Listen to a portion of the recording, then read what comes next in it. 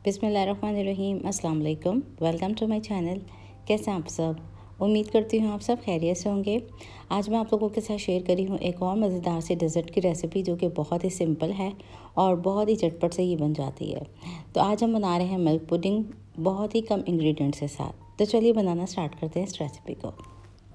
तो first step कर लेते हैं। यहाँ पे मैंने आधा कप दूध लिया है जो कि रूम टेम्परेचर है। इसमें हम जेलेटिन को डिसॉल्व करेंगे। तो यहाँ मैं जेलेटिन का इस्तेमाल करी हूँ जो कि है वेजिटेरियन।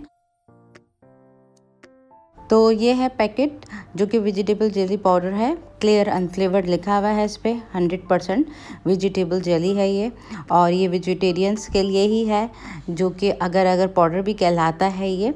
एक पैकेट में आपको 5 सैशे मिलते हैं जो कि मैं एक का इस्तेमाल करी हूँ। ये ईच सैशे जो है वो 10 ग्राम का होता है, तकरीबन कि 1 टेबल स्पून। तो ये शामिल कर देंगे हम इस दूध में। तो ये पाउडर मैंने दूध में डाल दिया है, इसको मिक्स करेंगे और इसको मैं 30 सेकंड्स के लिए माइक्रोवेव में रखूँगी ताकि ये थोड़ा सा गर्म हो जाए और ये अच्छी तरीके से मिक्स हो जाए इसमें। और वो लोग जो कि माइक्रोवेव ना यूज़ करना चाहें या ना हो तो वो डबल बॉयलर का इस्तेमाल भी कर सकते हैं ये प्रोसेस करने के लिए। तो इसको मैंने माइक्रोवेव में रख दिया था 30 सेकंड्स के लिए और ये देख सकते हैं मिक्स हो गया है, बिल्कुल रेडी हो गया है। अब आ जाते हैं नेक्स्ट स्टेप की तरफ हम।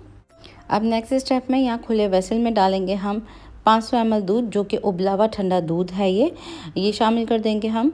और चूल्हे की आंच को अभी हमने खोलना नहीं है, तो ये ठंडे ही पैन में मैंने डाल दिया है। अब इस दूध में शामिल कर देंगे हम थिक क्रीम।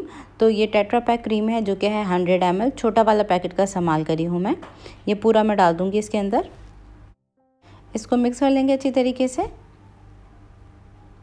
और अब हम इसमें शामिल करेंगे कंडेंस मिल्क। तो ये कंडेंस मिल्क 397 ग्राम का है जिसमें से मैं आधे का इस्तेमाल करूँगी। तो ये आधा कैन डाल देते हैं इसमें। वैसे चैनल पे मेरे कंडेंस मिल्क की रेसिपी ऑलरेडी मौजूद है जो कि मैंने इंस्टेंट तरीके से बनाई हुई है, तो आप वो भी घर में बना के स्टोर कर सकते हैं और इस्तेमाल कर सकते हैं। इसको मिक्स कर लेंगे अच्छी तरीके से और अब चूल्हे की आँच को हम खोल देंगे। बिल्कुल लो फ्लेम रखनी है इस स्टेज पर। अब इस स्टेज पे दूध में हम शामिल करेंगे तैयार किया हुआ जेलेटिन का मिक्सचर। तो ये डाल देंगे हम इसमें। मिक्सचर डालने के बाद इसको अच्छी तरीके से मिक्स करना है। लगातार चलाते हुए हमने इसको हल्की आंच पे बिल्कुल गरम करना है। इसको बॉयल नहीं करना, बिल्कुल भी इसमें बॉयल नहीं आना चाहिए। बस देख सकते हैं आप, ये खुद ही खुद थिक भी हो जाएगा। तो इस पुडिंग को हमने हल्की आंच पे बिल्कुल हीट देनी है और लगातार इसी तरह से चलाना है। 4 से 5 मिनट के लिए इसको इसी तरीके से कंटिन्यूस चलाते हुए बस गरम कर लेंगे। अब तकरीबन 5 मिनट गुजर चुके हैं इस मिक्सचर को हल्की आंच पे पकते हुए। इस स्टेज पे शामिल कर देंगे वनीला एसेंस 1 चाय का चमचा और इसको मिक्स कर लेंगे हम। और वनीला एसेंस डालने के बाद इसको 1 मिनट के लिए मज़ीद पकाएंगे। और 1 मिनट देखें गुजर चुका है। अब चूल्हे की आंच को मैंने बंद कर दिया है।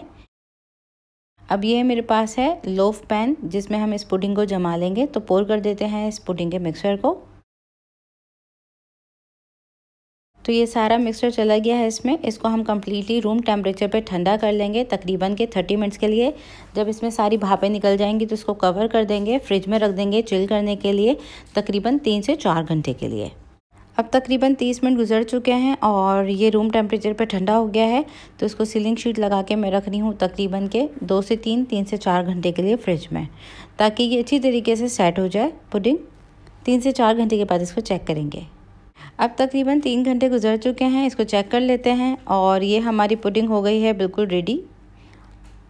तो इसको निकालने के लिए इसकी साइड के एजेस को हम लूज़ कर लेंगे एक नाइफ़ की मदद से। और ये देख सकते हैं बिल्कुल परफेक्ट जमी है। तो इसको नाइफ़ की मदद से मैंने लूज़ कर लिया है और निकाल लेते हैं इसको प्लेटर में। अब इसको आप जिस तरह से डेकोरेट करना चाहें आप कर सकते हैं। पिस्तों से मैंने इसको गार्निश कर दिया है सिंपल, और इस पर आप चेरीज़ लगा सकते हैं, आप इस पर आलमंड के स्लाइसेस रख सकते हैं। तो बहुत ही इजी और सिंपल से पुडिंग की रेसिपी है, आप इसको ज़रूर ट्राई कीजिएगा, ज़रूर बनाइएगा। तो ये थी मेरी आज की डेज़र्ट की रेसिपी और आप देख सकते हैं इसका लुक बहुत ही सॉफ्ट, बहुत ही मज़ेदार। तो आज की रेसिपी कैसी लगी मुझे कमेंट सेक्शन में ज़रूर बताइएगा। रेसिपी अच्छी लगी हो तो इसको लाइक और शेयर ज़रूर कर दीजिएगा प्लीज़। और चैनल मेरा सब्सक्राइब नहीं किया हुआ है तो चैनल को एक मर्तबा ज़रूर सब्सक्राइब कर लीजिएगा। फिर मिलती हूँ एक और नई रेसिपी के साथ। जब तक के लिए टेक केयर, अल्लाह हाफ़िज़।